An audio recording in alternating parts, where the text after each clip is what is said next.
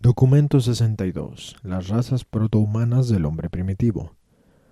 Hace alrededor de 1 millón de años, los antepasados inmediatos del género humano aparecieron por primera vez mediante 3 mutaciones sucesivas y repentinas, siendo el resultado de la raza primitiva del tipo de lémur, de los mamíferos placentarios. Los factores dominantes de estos primeros lémures se derivaron del grupo occidental o anteriormente americano de plasma vital que venía evolucionando, pero antes de establecerse la línea directa de la descendencia humana, las aportaciones de la implantación central de vida que había evolucionado en África reforzaron esta raza. El grupo oriental de vida casi no contribuyó nada a la producción de hecho de la especie humana. Los primeros tipos de lémures. Los lémures primitivos relacionados con la descendencia de la especie humana no estaban directamente emparentados con las tribus preexistentes de gibones y monos que vivían entonces en Eurasia y África del Norte, y cuya progenie ha sobrevivido hasta el presente. Tampoco fueron la prole del tipo moderno de lémur, aunque ambos descendieron del mismo antepasado que ya llevaba mucho tiempo en extinción. Aunque estos primeros lémures evolucionaron en el hemisferio occidental, el establecimiento de la descendencia mamífera directa del género humano tuvo lugar en el sudoeste de Asia, en la zona original de la implantación central de vida, pero en las fronteras de las regiones orientales, hacía varios millones de años que el tipo norteamericano de lémur había emigrado hacia el oeste por el puente terrestre de Bering y había ido avanzando poco a poco hacia el sudoeste a lo largo de la costa asiática. Estas tribus migratorias finalmente alcanzaron la salubre región situada entre el Mediterráneo, que se hallaba expandido en aquel momento, y las regiones montañosas de la península de la India, que se iban elevando en ese entonces. En estas tierras, al oeste de la India, se unieron con otras razas favorables, estableciendo así la descendencia de la raza humana. Con el paso del tiempo, el litoral de la India al sudoeste de las montañas se sumergió de manera gradual, aislando por completo la fauna de esta región. No hubo ninguna vía por donde acercarse a esta península mesopotámica o pérsica, ni por donde escaparse de ella salvo por la ruta del norte que se cortó en repetidas ocasiones debido a las invasiones hacia el sur de los glaciares. Así pues, en esta zona, entonces casi un paraíso, a partir de los descendientes superiores de este tipo de lémur mamífero, que nacieron dos grandes grupos, las tribus símicas de los tiempos modernos y la especie humana actual. Los mamíferos protohumanos. Hace un poco más de 1 millón de años aparecieron repentinamente los mamíferos protohumanos mesopotámicos, los descendientes directos del tipo de lémur norteamericano de los mamíferos placentarios. Eran criaturas activas que medían cerca de 1 metro de altura y aunque no solían andar sobre las patas traseras, podían ponerse erguidos con facilidad. Eran peludos y ágiles y balbuceaban al estilo monesco, pero a diferencia de las tribus símicas, eran carnívoros. Tenían un primitivo pulgar oponible, así como también dedos gordos del pie sumamente útiles para asir. Desde este momento en adelante, la especie prehumana desarrolló cada vez más los pulgares oponibles, perdiendo de manera progresiva la facultad de asir con los dedos gordos del pie. Las tribus posteriores de monos retuvieron la facultad de asir con los dedos gordos, pero nunca llegaron a desarrollar el tipo humano de pulgar. Estos mamíferos protohumanos llegaban a su pleno desarrollo a los 3 o 4 años de edad, y tenían una vida media potencial de 20 años. Por lo general tenían una sola cría por vez, aunque ocasionalmente se daban gemelos. Los miembros de esta nueva especie disponían de cerebros más grandes para su tamaño. De todos los animales que hasta entonces habían existido en la Tierra, experimentaban gran parte de las emociones y compartían numerosos instintos que posteriormente caracterizarían al hombre primitivo, siendo sumamente curiosos y exhibiendo gran dicha al lograr éxito en una empresa. El hambre de alimento y el deseo sexual quedaron bien desarrollados y se manifestaba una selección sexual definida en una forma tosca de cortejo y en la elección de la pareja. Eran capaces de pelear ferozmente para defender a su clan y eran tiernos en sus relaciones familiares con un sentido de abnegación rayando en la vergüenza y remordimiento. Eran muy cariñosos y estremecedoramente leales a su pareja, pero si las circunstancias los separaban, elegían una nueva pareja.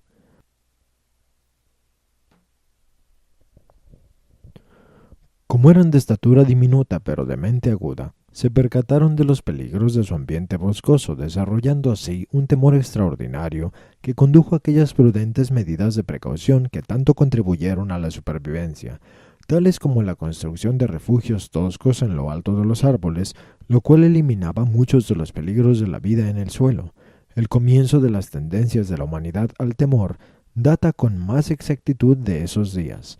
Estos mamíferos protohumanos desarrollaron un espíritu tribal que no se había conocido hasta ese entonces. Eran en efecto altamente gregarios, mas no obstante, sobremanera beligerantes, cuando al seguir el régimen ordinario de su vida rutinaria se les perturbaba de algún modo, y acusaban un temperamento fogoso cuando se estimulaba su ira. Su naturaleza belicosa, sin embargo, sirvió bien para el caso, pues los grupos superiores no dudaban en hacerles la guerra a sus vecinos inferiores. Y así, mediante la supervivencia selectiva, la especie fue mejorando progresivamente. Al poco tiempo llegaron a dominar la vida de las criaturas más pequeñas de esta región, y muy pocas de las tribus de monos más antiguas y no carnívoras sobrevivieron. Estos pequeños animales agresivos se multiplicaron y propagaron por la península de Mesopotamia durante más de 1000 años, constantemente mejorándose el tipo físico y la inteligencia general, y solamente 70 generaciones después de haberse originado esta nueva tribu a partir del tipo superior del lémur predecesor, ocurrió el próximo acontecimiento que hizo época: la diferenciación repentina de los antepasados correspondientes al paso vital siguiente en la evolución de los seres humanos en Urantia. Los mamíferos intermedios. Ya tempranamente en la carrera de los mamíferos protohumanos moraba una pareja superior de estas ágiles criaturas.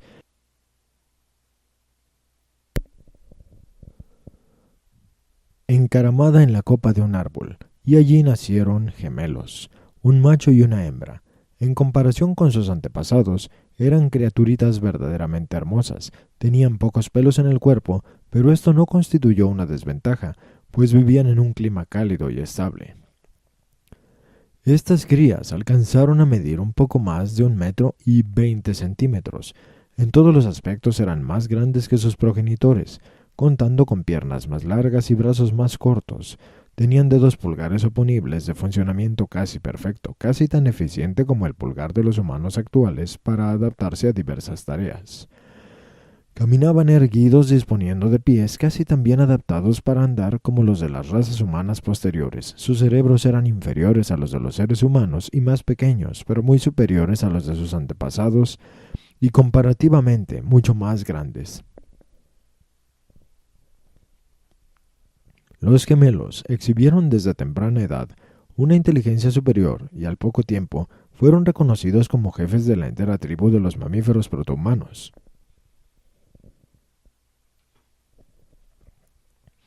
Instituyendo en rigor una forma primitiva de organización social y un rudimiento de división del trabajo. Estos hermanos se aparearon y al poco tiempo gozaron de la compañía de 21 hijos muy similares a sí mismos, todos de más de 1,20 m de altura y en todos los aspectos superiores a la especie atávica. Este grupo formó el núcleo de los mamíferos intermedios. Cuando creció en números, este grupo nuevo y superior estalló una guerra sin tregua y al terminar la atroz lucha no quedó vivo ni un solo individuo de la raza atávica y preexistente de los mamíferos protohumanos. La descendencia menos numerosa pero más poderosa e inteligente de la especie había sobrevivido a costa de sus antepasados. Ahora bien, durante casi 15.000 años, 600 generaciones, estas criaturas se convirtieron en el terror de esta parte del mundo. Todos los animales grandes y feroces de épocas pasadas habían perecido. Las bestias grandes oriundas de estas regiones no eran carnívoras y las especies más grandes de la familia felina, leones y tigres aún no habían invadido este rincón particularmente protegido de la superficie de la tierra. Así pues, estos mamíferos intermedios se envalentonaron y subyugaron a todo su rincón de la creación. Comparados con la especie atávica, los mamíferos intermedios representaron una mejora en todo sentido, hasta el potencial de su vida media aumentó a 25 años. Varios rasgos humanos rudimentarios aparecieron en esta especie nueva, además de las propensiones innatas que habían exhibido sus antepasados. Estos mamíferos intermedios eran capaces de manifestar asco en ciertas situaciones repugnantes. Además contaban con un instinto de acaparamiento bien definido, escondían comida para el consumo subsiguiente y eran muy propensos a juntar guijarros lisos y redondos y ciertos tipos de piedras redondas que sirvieran para municiones defensivas y ofensivas. Estos mamíferos intermedios fueron los primeros en exhibir una clara propensión a la construcción, tal como se evidencia en su rivalidad al construir viviendas, tanto en las copas de los árboles como en retiros subterráneos de múltiples túneles. Fueron la primera especie de mamíferos en proveer seguridad en refugios arbóreos y subterráneos. De gran parte, abandonaron los árboles como lugar de morada, viviendo sobre la tierra durante el día y subiendo a las copas de los árboles para dormir por la noche.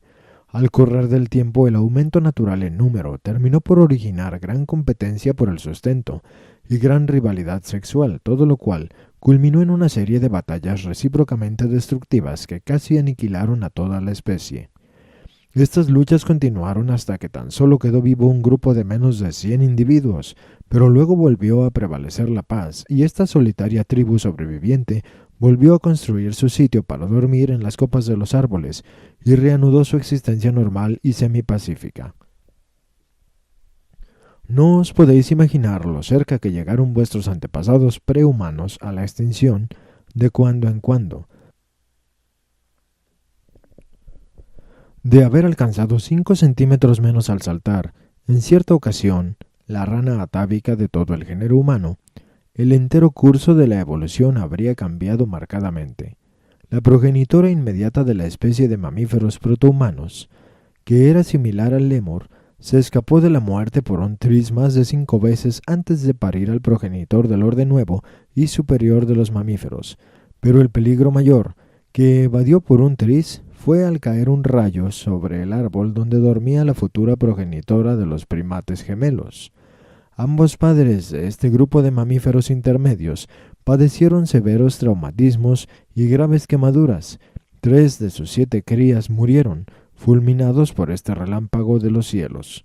A estos animales que iban evolucionando les faltaba poco para ser supersticiosos.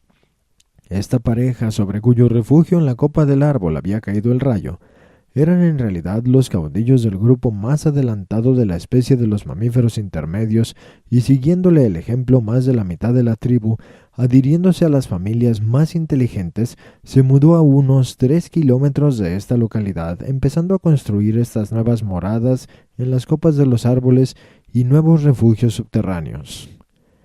Sus retiros transitorios en momentos de peligro repentino. Poco tiempo después de terminar de construir su casa, esta pareja, veteranos de tantas luchas, llegaron a ser los orgullosos padres de gemelos, los animales más interesantes e importantes que jamás hubieran nacido en el mundo hasta entonces, pues eran los primeros de la especie nueva de los primates, el próximo paso vital en la evolución prehumana. Contemporáneamente con el nacimiento de estos primates gemelos, otra pareja, un macho y una hembra particularmente retrasados de la tribu de los mamíferos intermedios, una pareja que era mental y físicamente inferior, también parieron gemelos. Estos gemelos, un macho y una hembra, eran indiferentes a la conquista, solo se ocupaban de la consecución del sustento y puesto que no comían carne, al poco tiempo perdieron todo interés en la caza. Estos gemelos retrasados fueron los fundadores de las tribus símicas modernas.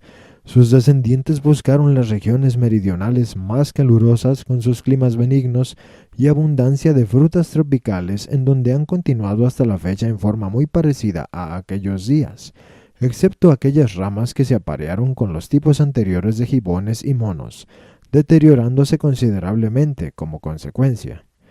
De este modo, se ve fácilmente que el hombre y el mono están emparentados solo porque los dos descendieron de los mamíferos intermedios, una tribu en la cual ocurrieron los nacimientos contemporáneos y la subsiguiente segregación de dos parejas de gemelos. La pareja inferior, destinada a producir los tipos modernos de mono, babuino, chimpancé y gorila. La pareja superior, destinada a continuar la línea de ascenso, que llegó a ser por evolución el hombre mismo. El hombre moderno y los simios en efecto descendieron de la misma tribu y especie, pero no de los mismos progenitores.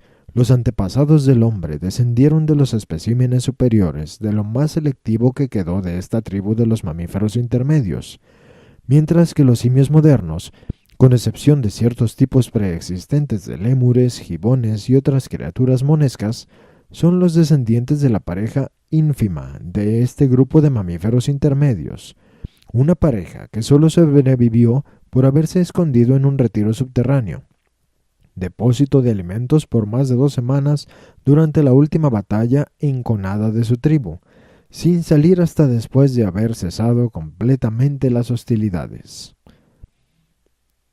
Los primates. Volviendo al nacimiento de los gemelos superiores, un macho y una hembra, a los dos destacados miembros de la tribu de los mamíferos intermedios, estas crías fueron de una índole insólita. Tenían aún menos pelos en el cuerpo que sus padres y de muy pequeños ya insistían en caminar erguidos. Sus antepasados siempre aprendían a caminar sobre las patas traseras, pero estos primates gemelos se erguieron desde el principio, alcanzaron a medir más de 1,5 metros de altura y sus cabezas crecieron más en comparación con las de los demás de la tribu. Aunque aprendieron a temprana edad a comunicarse el uno con el otro por medio de señas y sonidos, nunca pudieron hacer que su pueblo entendiera estos símbolos nuevos. Como a los 14 años de edad, huyeron de la tribu hacia el oeste para criar su familia y establecer la nueva especie de los primates, y estas criaturas nuevas se denominaban muy propiamente primates, ya que fueron los antepasados animales directos e inmediatos de la familia humana misma. Así los primates llegaron a ocupar una región en la costa occidental de la península mesopotámica que en aquellos tiempos se proyectaba en el mar meridional, en tanto que las tribus menos inteligentes y estrechamente emparentadas habitaban en la punta de la península y a lo largo de su costa oriental. Los primates eran más humanos y menos animales que sus predecesores del grupo mamífero intermedio. Las dimensiones del esqueleto de esta especie nueva eran muy similares a las de las razas humanas primitivas.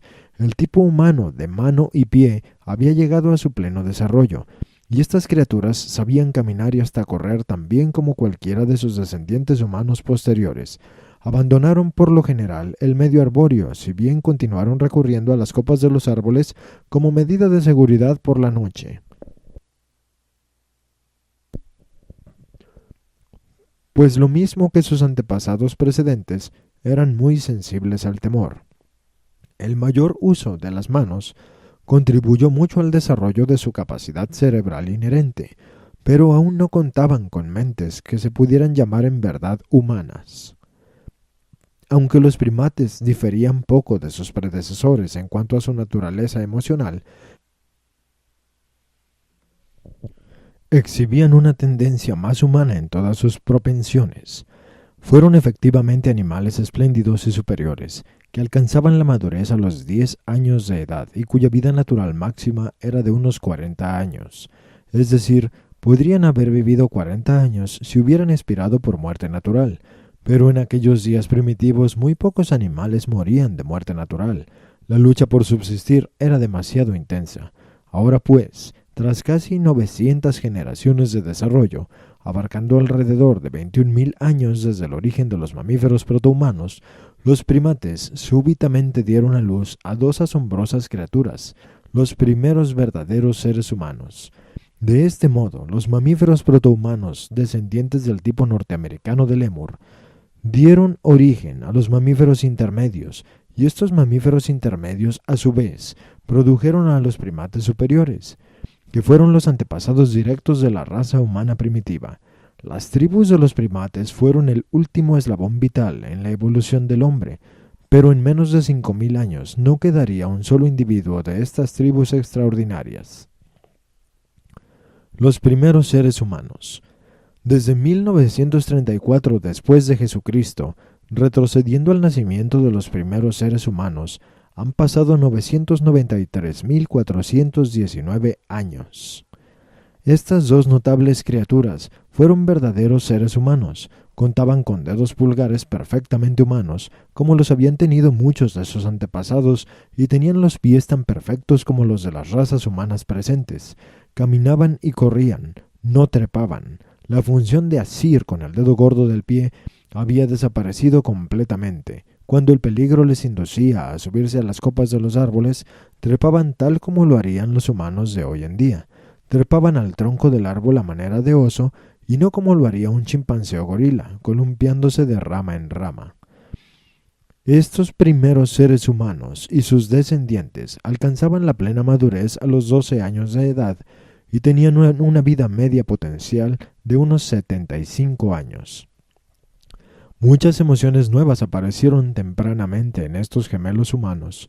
Manifestaban admiración tanto por los objetos como por otros seres y exhibían considerable vanidad, pero el adelanto más extraordinario en el desarrollo emocional fue la aparición repentina de un grupo de sentimientos nuevos que eran realmente humanos, el grupo dado a la adoración, que comprendía el pavor, la reverencia, la humildad e incluso una forma primitiva de gratitud.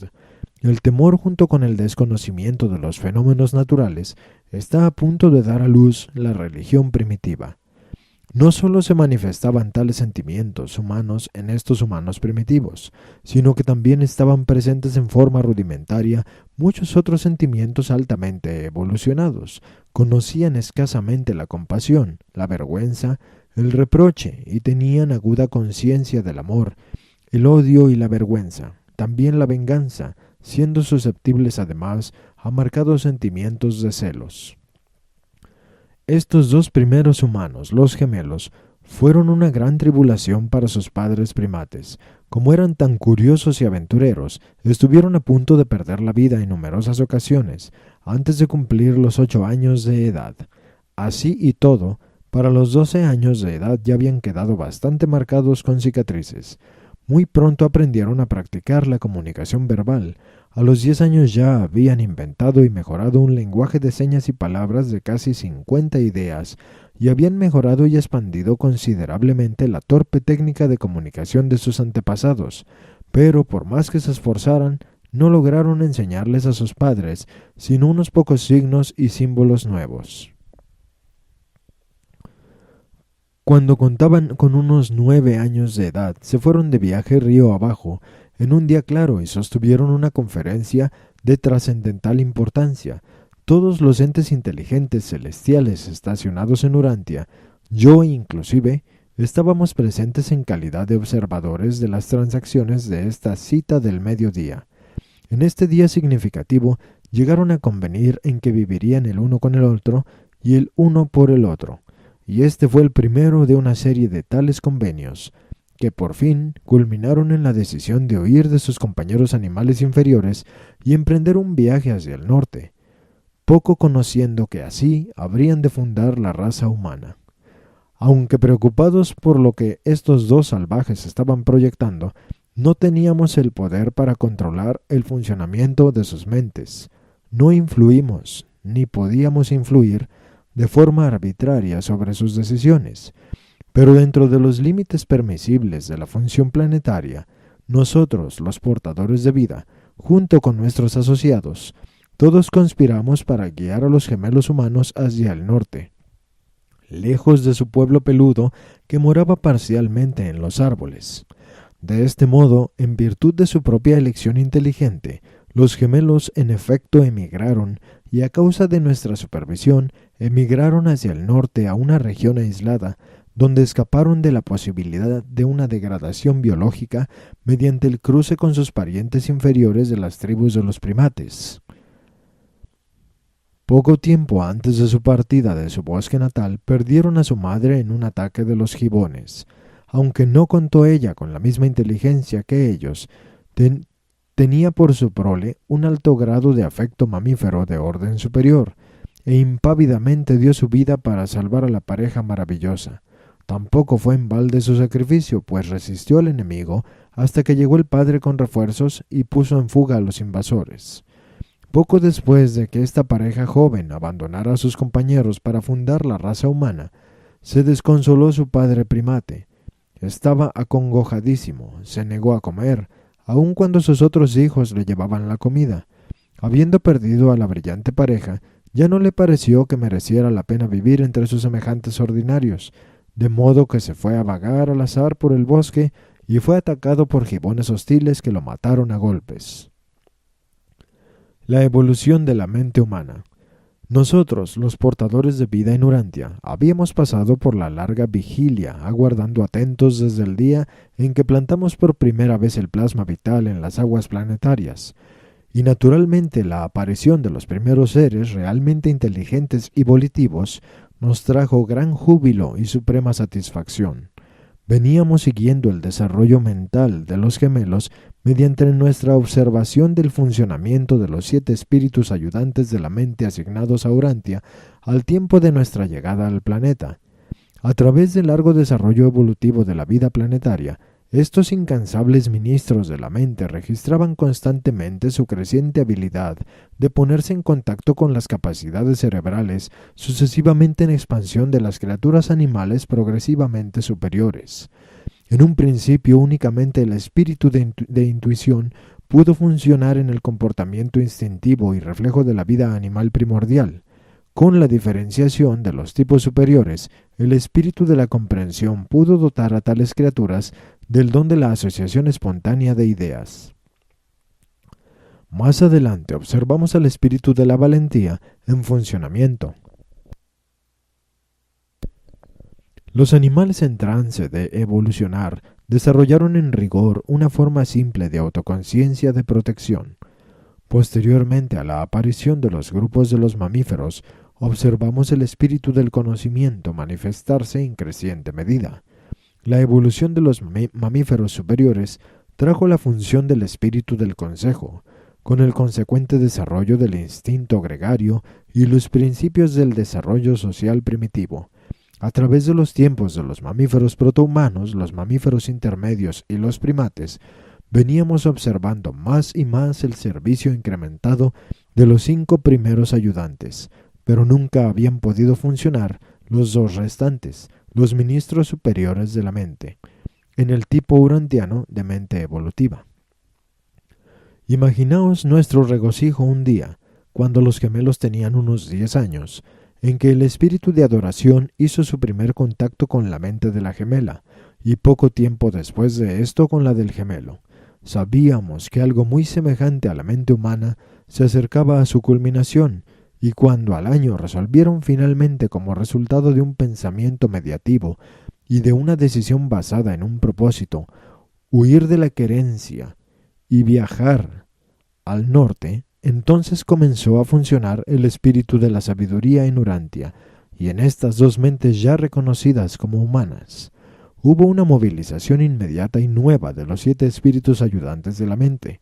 Estábamos rebosantes de expectación. Nos percatamos de que el momento que veníamos esperando desde hacía tanto tiempo se acercaba. Sabíamos que estábamos en el umbral de la realización de nuestro dilatado esfuerzo para desarrollar criaturas volitivas en Urantia. El reconocimiento como un mundo habitado. No tuvimos que aguardar mucho tiempo. Al mediodía del día después de la huida de los gemelos, aconteció el ensayo inicial de la transmisión de las señales del circuito universal hacia el foco receptivo planetario en Urantia. Estábamos todos, desde luego, emocionadísimos al darnos cuenta de que el gran suceso era inminente. Pero como este mundo era una estación experimental de vida, no teníamos la menor idea de cómo se nos informaría del reconocimiento de la vida inteligente en el planeta. Pero no duramos mucho tiempo en la incertidumbre. A los 3 días de la huida de los gemelos, y antes de que el cuerpo de los portadores de vida partiera, arribó el arcángel de Nevadon del establecimiento inicial de circuitos planetarios. Fue un día dichoso y significativo en Urantia, cuando se reunió nuestro pequeño grupo en torno al polo planetario de comunicación espacial y recibió el primer mensaje de Salvington mediante el recién establecido circuito planetario Demente. Este primer mensaje, dictado por el jefe del cuerpo de arcángeles, decía: a los portadores de vida en Urantia, saludos. Comunicamos la afirmación del gran gusto en Salvington, Edentia y Jerusalén, en honor del registro, en la sede central de Nevadon, de la señal de la existencia en Urantia de la mente volitiva. Se ha notado la decisión ex profeso de los gemelos de huir hacia el norte y de segregar su prole de sus antepasados inferiores. Esta es la primera decisión de la mente, del tipo humano de mente, en Urantia, y automáticamente establece el circuito de comunicación por el cual este mensaje inicial de reconocimiento se está transmitiendo. A continuación, por este nuevo circuito pasaron los saludos de los altísimos de Edentia, que contenían las instrucciones para los portadores de vida residentes, prohibiéndonos interferir en el modelo de vida que habíamos establecido. Se nos exhortó a no intervenir en los asuntos del progreso humano. No debe deducirse de ahí que los portadores de vida se entrometen arbitraria y mecánicamente con el despliegue natural de los planes evolutivos de un planeta, pues no lo hacemos. Pero hasta este momento se nos había permitido manipular el medio ambiente y escudar el plasma vital de manera particular, y esta supervisión extraordinaria, pero del todo natural, habría de discontinuarse. En cuanto dejaron de hablar los altísimos, el bello mensaje de Lucifer, que en aquel entonces era el soberano del sistema de Satania, comenzó a planetizar. En este momento los portadores de vida oyeron las palabras de bienvenida de su jefe y recibieron su permiso para volver a Jerusalén.